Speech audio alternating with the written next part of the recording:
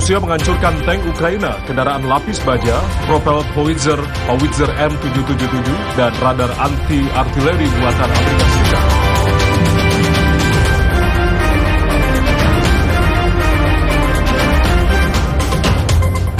NATO telah mengubah ibu kota Lithuania, Vilnius, menjadi benteng dengan persenjataan canggih untuk melindungi para pemimpin negara NATO yang menghadiri KTT.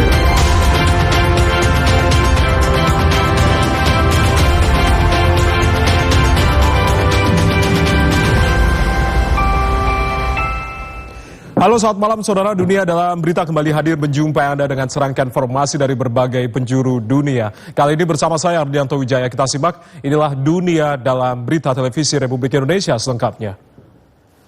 Kita awali informasi Dunia Dalam Berita terkait dengan kelanjutan perang Rusia dan Ukraina di Bakhmut dan sejumlah lokasi lainnya. Bentrokan pasukan antara, pasukan militer Sudan dengan RSF yang menewaskan puluhan orang. Pemakaman warga Palestina akibat serangan Israel dan pesawat jet pribadi jatuh menewaskan 6 penumpangnya. Dan saudara, kita simak inilah menit utama.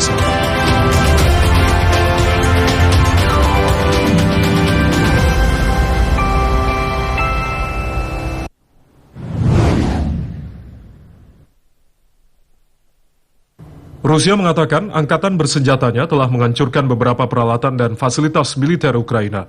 Dalam 24 jam terakhir, pasukannya bertempur dengan pasukan Ukraina ke arah Kupiansk, Kransi Liman, Donetsk, Zaporizhia, dan Kherson.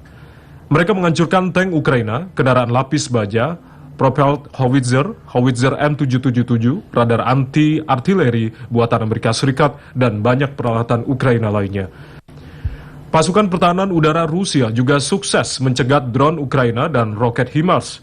Sementara itu di pihak Ukraina, mereka mengatakan angkatan udara, pasukan roket, dan artileri Ukraina telah menyerang banyak sasaran Rusia, termasuk sistem pertahanan udara Rusia. Brigade penyerangan ketiga Ukraina juga merilis video yang menunjukkan tentaranya menyerbu posisi Rusia selama pertempuran di dekat Bakhmut. Dalam video tersebut, tidak dapat dikonfirmasi tanggal atau lokasi pengambilan video. Ukraina mengaku pasukannya telah maju lebih dari 1 km di sebelah timur kota Bakhmut.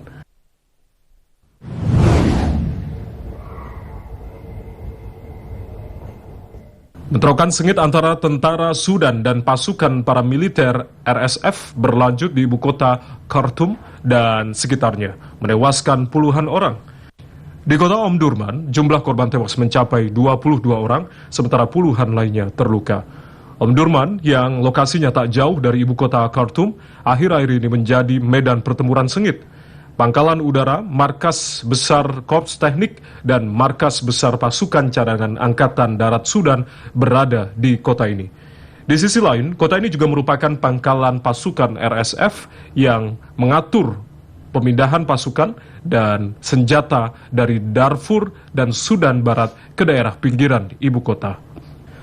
Tentara Sudan mengklaim telah menewaskan 20 anggota RSF dan menghancurkan beberapa kendaraan tempur. Sementara RSF menuduh Angkatan Darat Sudan melakukan serangan udara di Omdurman yang menyebabkan banyak korban sipil.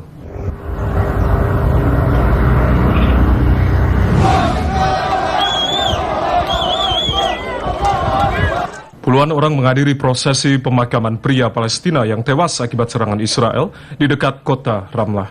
Abdul Jawad Soleh, seorang pejuang Hamas, tewas oleh tembakan Israel ketika terjadi bentrokan saat demonstrasi menentang pembangunan pemukiman Israel. Tentara Israel berdalih demonstran Palestina memprovokasi dengan melemparkan batu ke pasukannya di jalan-jalan utama. Warga Palestina menilai pemukiman Israel di tanah yang diduduki Israel adalah tindakan ilegal, namun Israel membantahnya. Kekerasan Jumat lalu menyusul operasi 2 hari Israel di kamp pengungsi Jenin yang padat penduduk di tepi barat.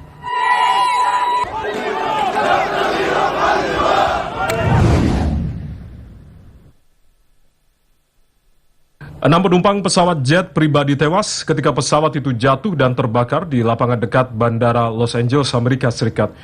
Administrasi Penerbangan Federal mengatakan insiden tersebut terjadi sekitar pukul 2:15 siang waktu setempat. Penyelidik penerbangan untuk Dewan Keselamatan Transportasi Nasional, Elliot Simpson, mengatakan para penumpang dan pilot yang meninggal semuanya orang dewasa. Pesawat milik pribadi itu jatuh sekitar 100 meter dari landasan pacu di bandara kecil tersebut setelah mencoba melakukan pendaratan akibat cuaca buruk. Sebelumnya pada 4 Juli lalu, pesawat kecil dengan 4 penumpang jatuh di dekat bandara yang sama, menewaskan pilot dewasa dan melukai 3 remaja.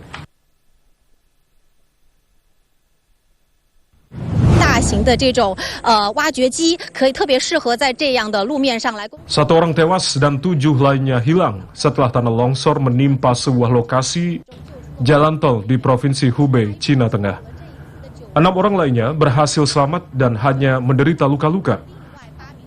Petugas penyelamat menggunakan ekskavator untuk melakukan pencarian dan evakuasi dari timbunan tanah. Sebelumnya hujan deras di beberapa wilayah di Cina dalam beberapa minggu terakhir memicu sejumlah bencana longsor mematikan. Bulan lalu di Provinsi Sichuan, sedikitnya 19 orang tewas akibat longsor di pertambangan. Pemerintah Cina telah mengeluarkan imbauan tentang potensi hujan dan bencana alam lainnya. Warga diminta waspada, sementara regu penyelamat diminta siaga dengan memberikan respon cepat jika menerima laporan. 上生命至上的原则。那么现在呢，第一个是这里要抓紧72个小时的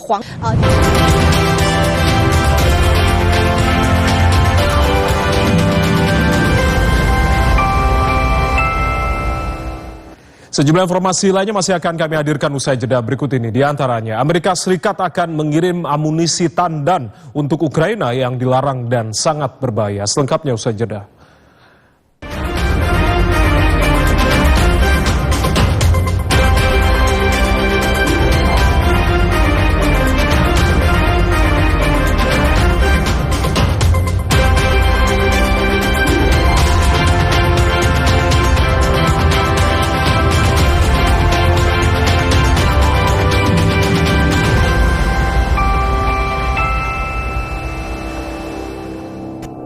Siap-siap, Pak. Siap apa?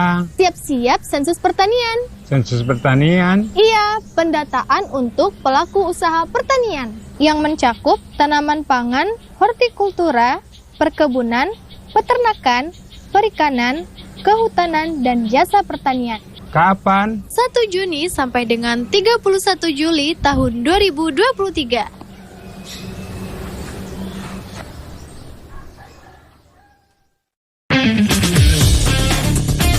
Meraih puncak prestasi olahraga tidak lepas dari problematika di dalamnya. Apa saja dan bagaimana pelaku olahraga mensiasatinya? Secepatnya juga untuk mencari atlet-atlet barunya lagi gitu untuk dibahas secara mendetail bersama narasumber di bidangnya. Sebagai tokoh dan bapak pencaksilat dunia yang membentuk PBIC. Saksikan Bincang Olahraga hanya di kanal digital TV Rispo.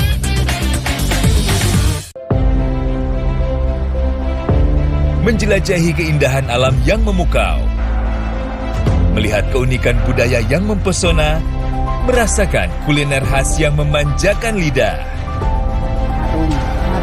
Itu yang bikin beda, itu yang bikin beda. Hebat ya, bambu bisa disulap menjadi berbagai jenis kerajinan yang sangat unik. Pesona Indonesia, setiap hari pukul 14 waktu Indonesia Barat.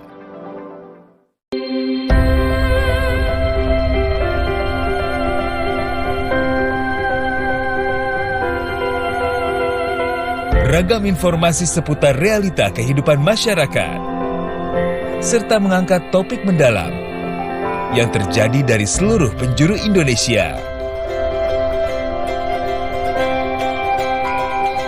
Inspirasi Indonesia, setiap hari pukul 14.30 waktu Indonesia Barat.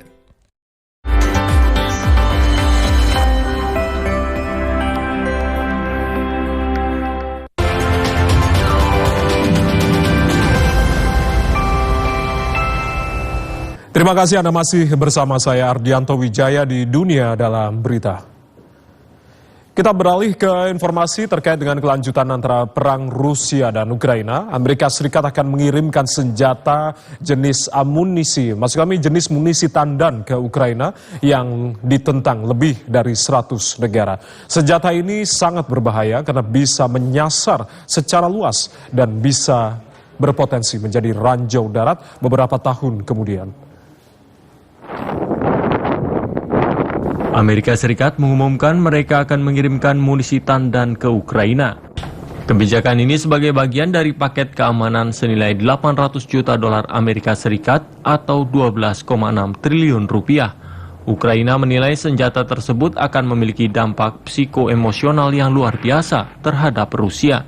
Namun penggunaan senjata ini dilarang lebih dari 100 negara, termasuk Inggris dan Jerman. Munisi tandan adalah metode untuk melontarkan sejumlah besar bom kecil dari roket, misil, atau peluru artileri yang menyebarkannya di area yang luas. Sementara bom-bom kecil yang gagal meledak menimbulkan bahaya besar beberapa tahun setelah konflik berakhir sehingga bisa menjadi ranjau darat.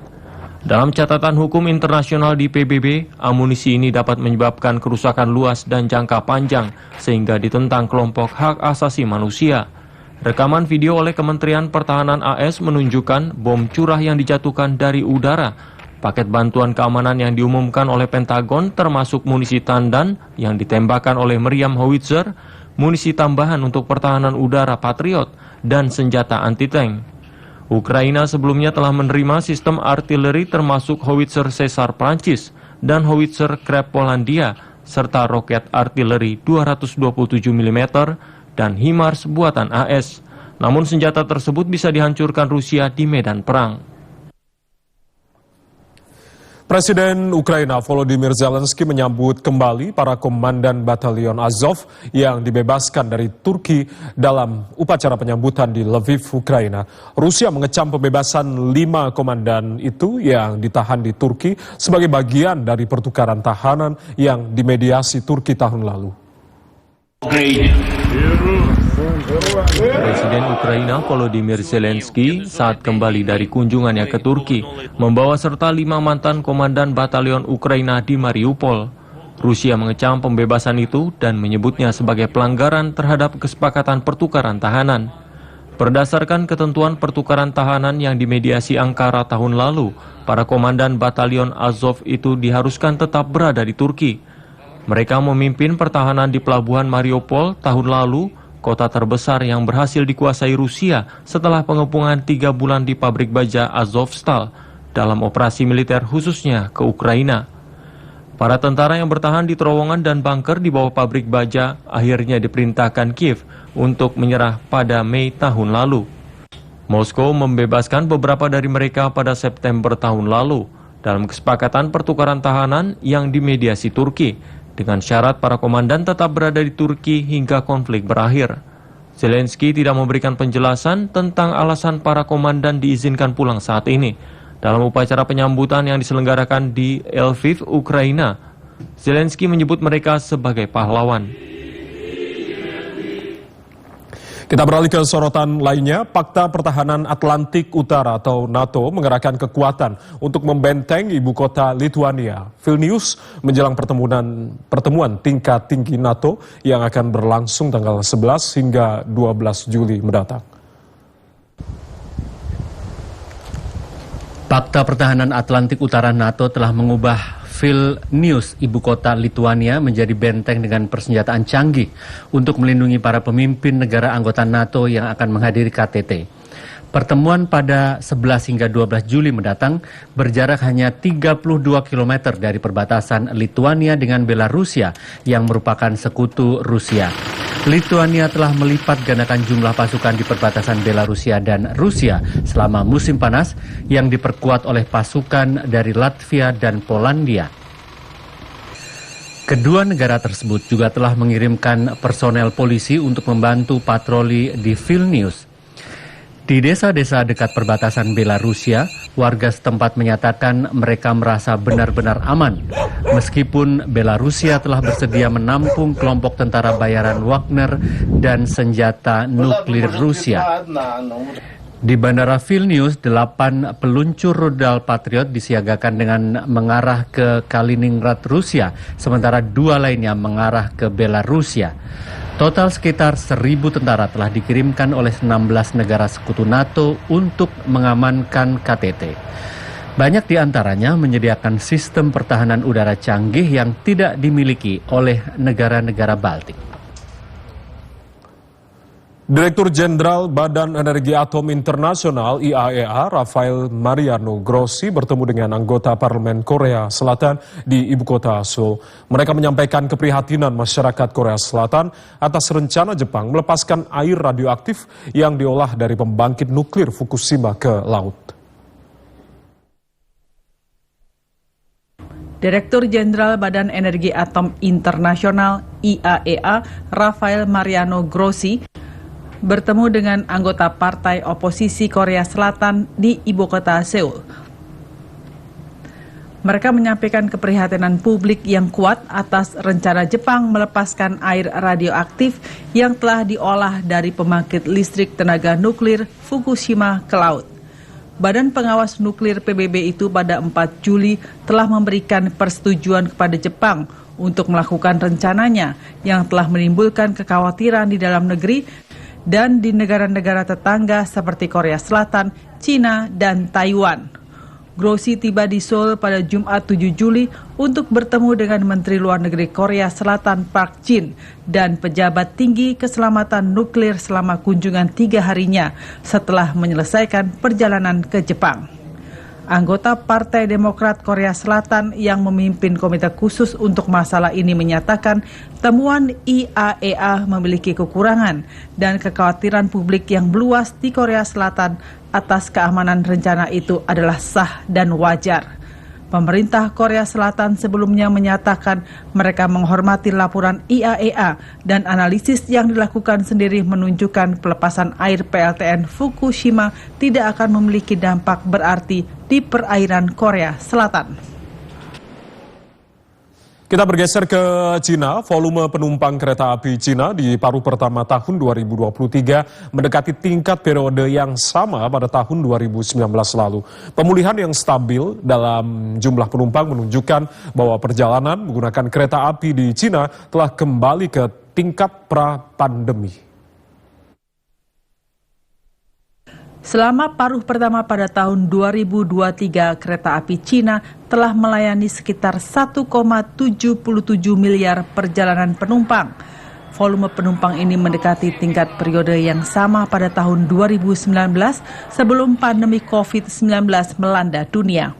Pemulihan yang stabil dalam jumlah penumpang menunjukkan perjalanan menggunakan kereta api telah kembali ke tingkat sebelum pandemi. Jumlah perjalanan penumpang pada April, Mei, dan Juni naik pesat, masing-masing meningkat 7,6%, 5,6%, dan 4,8% dibandingkan dengan periode yang sama pada tahun 2019. Puncaknya terjadi pada 29 April, hari pertama libur panjang Hari Buruh, dengan lebih dari 19 juta penumpang. Selama paruh pertama 2023, Cina mengoperasikan rata-rata sekitar 9.300 kereta penumpang per hari, meningkat 11% dibandingkan periode yang sama tahun 2019. Untuk lebih mendorong industri pariwisata, Biro Kereta Api Cina, CREC, telah memperkenalkan rute operasi baru ke kota-kota wisata utama dan membangun perjalanan kereta wisata premium seperti Panda Express.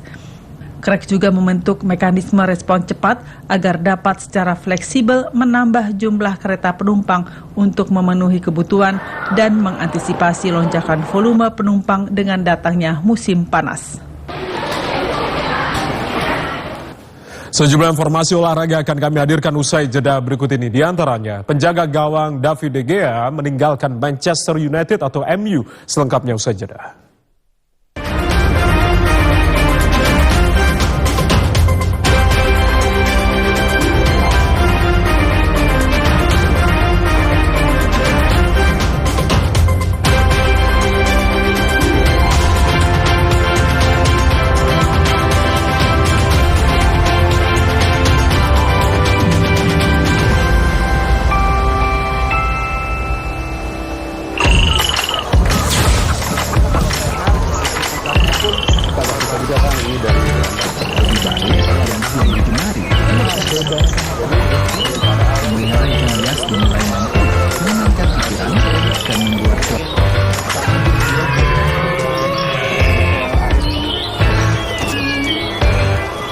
Beragam kisah inspiratif dari para petani Indonesia membuka mata kita akan banyaknya peluang usaha. Saksikan Inspirasi Tani hanya di TVRI, media pemersatu bangsa.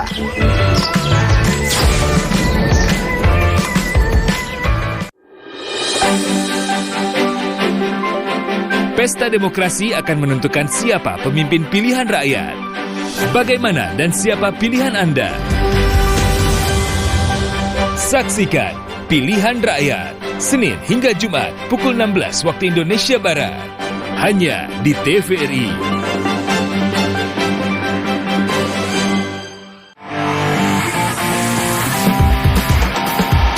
Anda pecinta olahraga? Perbaharui informasi Anda dengan menyaksikan Monitor Olahraga. Tayang 30 menit. Just switching it right at the last minute there. Certainly knows how to turn it on. And then you've got someone in. Di TVRI Nasional dan kanal digital TVRI Sport.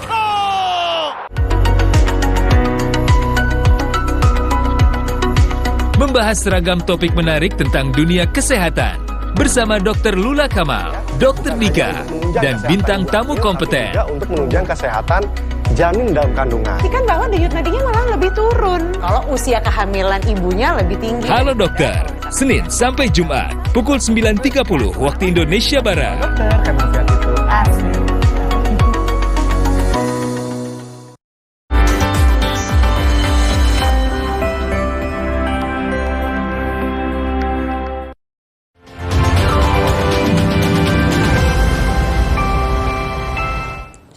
Anda masih bersama kami Televisi Republik Indonesia di Dunia Dalam Berita. Kita beralih ke informasi olahraga. David De Gea resmi meninggalkan Manchester United setelah 12 tahun membela klub yang bermarkas di Old Trafford tersebut. Bersama MU, De Gea mempersembahkan trofi Liga Primer, Liga Eropa, Piala FA dan juga Piala Liga. Kiper asal Spanyol David De Gea resmi meninggalkan Manchester United pada musim panas ini. Kepergian David De Gea menyusul kontraknya di MU yang telah habis per 30 Juni lalu. Selain menyampaikan langsung melalui akun Twitter pribadinya, pengumuman resmi juga disampaikan klub Manchester United yang akhirnya melepas kiper andalannya setelah 12 tahun menjaga gawang setan merah. MU menyampaikan rasa hormat terdalam sebagai apresiasi bagi David De Gea yang mencetak rekor klub baru untuk penampilan penjaga gawang dan clean sheet. Rekor tersebut melampaui Alex Stepney dan Peter Schmeichel. Prestasi itu menunjukkan betapa hebatnya David De Gea bagi Manchester United. David De Gea turut menyampaikan salam perpisahan kepada klub setan merah. De Gea merasa beruntung bisa bermain di klub terbesar di Inggris selama 12 tahun sejak Alex Ferguson membawanya ke Old Trafford. Di MU, David De Gea telah mencatat 545 penampilan di semua kompetisi. Kiper yang kini berusia 32 tahun itu sebelumnya sempat dikabarkan akan bertahan di MU. Namun MU juga dikabarkan sedang mengincar kiper Inter Milan Andriy Onana sebagai penerus De Gea. Tim Rosberg X Racing membukukan kemenangan pertama mereka di balapan Extreme E di Italia setelah saingannya Hammer Chip Ganassi Racing mendapatkan penalti di Grand Final. Namun di klasemen sementara, tim Rosberg X Racing masih berada di peringkat ketiga, terpaut 12 poin dari pemimpin klasemen tim Accozzionaseng. Pembalap Rosberg X Racing Mikaela Ahlin Kotulinski dan Johan Christoffersen membukukan kemenangan putaran 5 Island X Prix meskipun finish di posisi kedua. Mikaela dan Johan dipromosikan ke posisi teratas setelah pemenang trek Hammer Chip Ganassi dihukum 15,7 detik karena pelanggaran pergantian pengemudi. Posisi kedua diraih tim Acciona-Sainz yang berselisih 1,61 detik di belakang Rosberg. Hammer Chip Ganassi harus puas melorot ke posisi ketiga akibat kehilangan 15,7 detik akibat penalti. Island Esprit berlangsung 2 hari di Sardinia, Italia. Hari Sabtu waktu setempat digelar balapan putaran ke-5, sedangkan keesokan harinya digelar balapan putaran ke-6. Di klasemen sementara, posisi teratas ditempati tim Asiona Saints dengan 90 poin, disusul Veloci dengan 88 poin. Sementara pemenang putaran kelima tim Rosberg Egg Racing naik ke posisi ketiga dengan 78 poin. Sedangkan Chip Ganassi yang apes di putaran kelima masih terseok di peringkat keempat dengan 66 poin. Kita beralih ke cabang lainnya. Sejumlah pemain unggulan masih melaju ke babak 16 besar turnamen Grand Slam Wimbledon. Petenis tunggal putri yang juga runner-up tahun lalu, Ons Jabeur, melaju ke babak 16 besar. Demikian juga unggulan kelima asal Yunani, Stefanos Tsitsipas. Petenis tunggal putri Ons Jabeur bangkit dari ketertinggalan 1 set untuk mempertahankan mimpinya di Grand Slam Wimbledon dengan kemenangan 3-4, 6-4, 6-3 atas mantan juara Grand Slam Bianca Andreescu. Petenis Tunisia tersebut mampu menyelesaikan babak ketiga Wimbledon di 2 set akhir, meski sebelumnya sempat kalah di set pertama. Di babak selanjutnya, Ons Jabeur akan menghadapi petenis Republik Ceko Petra Kvitova. Mantan runner-up tunggal putra Wimbledon Matteo Berrettini melanjutkan penampilan apiknya dengan kemenangan atas unggulan ke-19 dari Jerman Alexander Zverev dengan skor 6-3, 7-6 tiebreak 4 dan 7-6 tiebreak 5. Petenis Italia itu selanjutnya akan menghadapi petenis nomor 1 dunia Carlos Alcaraz. Sebelumnya Alcaraz mengalahkan petenis Chili Nicolas Jarry di babak ketiga. Sementara itu, unggulan kelima asal Yunani Stefanos Tsitsipas masih membuktikan konsistensinya di Wimbledon tahun ini usai meraih kemenangan atas Laslo Djere dari Serbia. Petenis nyentrik yang baru saja menyingkirkan andalan tuan rumah Andy Murray itu menang 4-6, 7-6, dan 6-4. Selanjutnya, Tsitsipas akan menghadapi petenis Amerika Serikat Christopher Eubank. Ya, di bagian akhir kita akan hadirkan informasi peragaan cuaca kota-kota besar mancanegara yang berlaku mulai esok hari.